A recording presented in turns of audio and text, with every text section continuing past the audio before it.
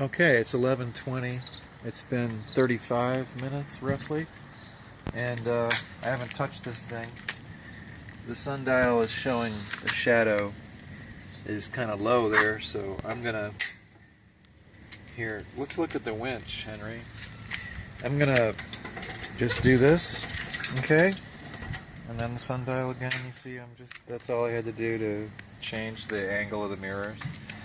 And then to get a little bit more time in the other direction, you just move these chocks and roll it a few inches and put them back. Okay, so that's basically what you have to do to keep it pointed at the sun about every 20 or 30 minutes. I put some cloth on top of the pot just to hold the heat in, and I want to stir this up and check the temperature. So 35 minutes. We started at a little less than 70 degrees. Oops, let me turn this on. And now our temperature is about 100. Yeah, 100 Fahrenheit.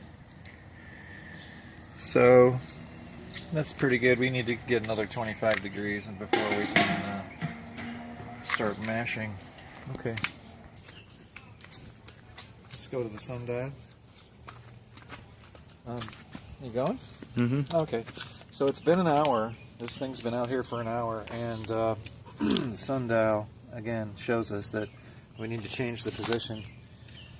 And I did it just a half hour ago, but if we do it now, it'll just help things.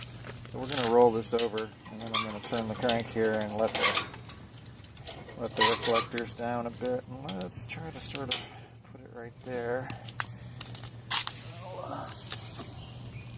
Shock the wheels, and I don't know, can you point at the sky here and show how we now have some clouds?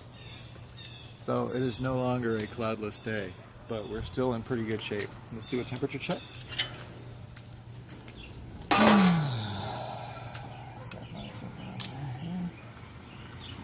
Let's get this stirred up.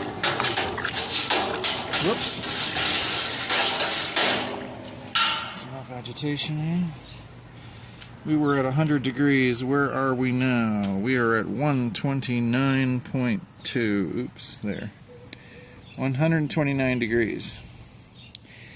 So we can get ready to follow me.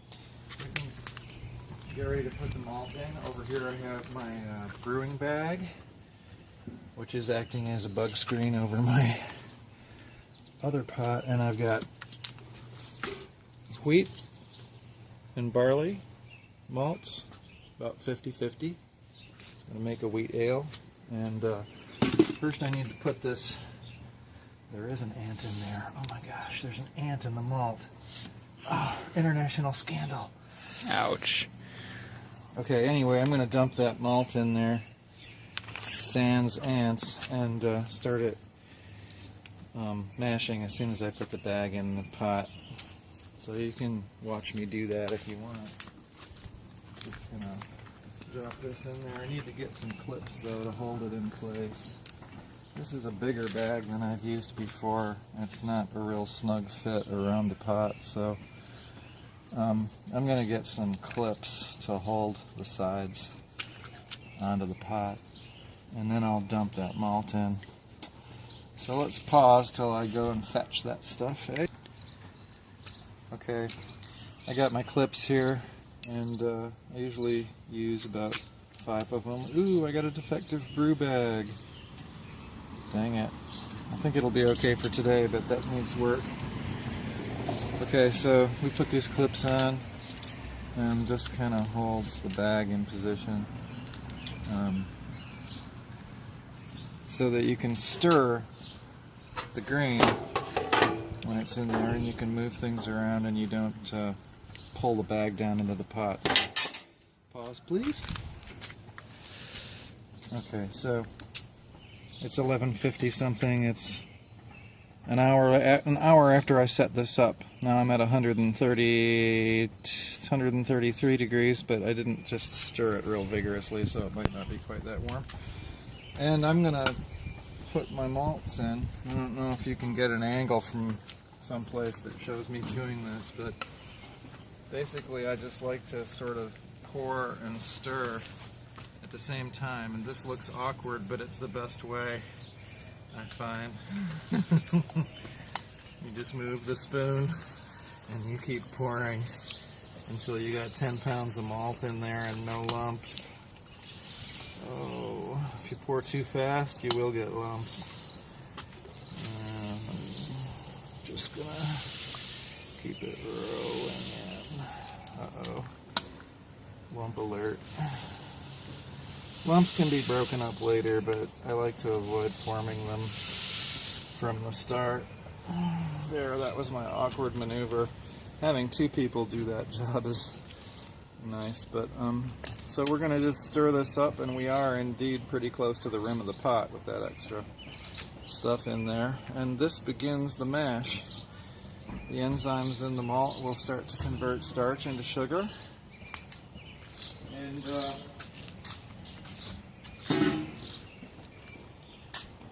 we're going to keep track of the temperature later and make sure that it doesn't go over maybe 150 to 160 is where we want to be,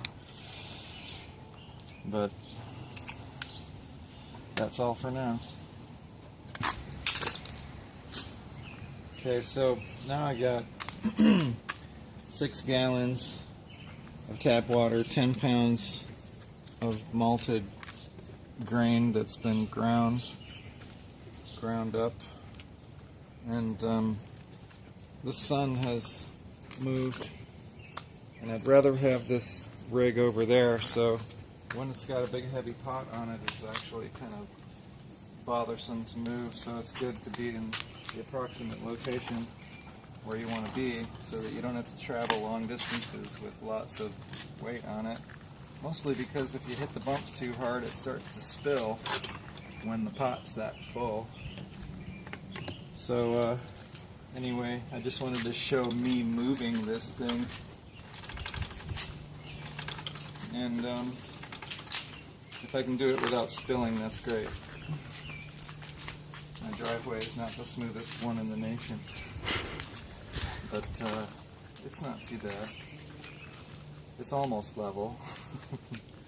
Alright, so there's the sundial. I got it set up pretty well. I think that's probably a good place to put it.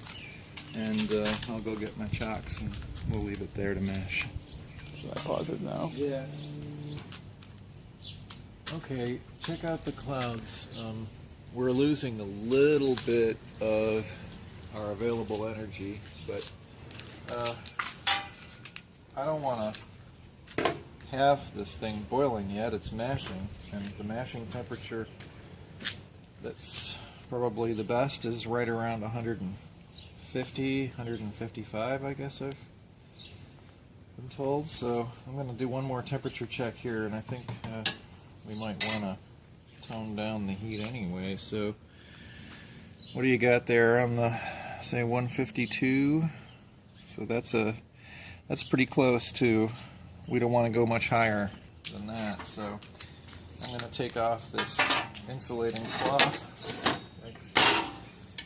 which I managed to spill on, but I'm going to take it off and actually use it to attenuate the amount of energy that's reflecting onto the pot.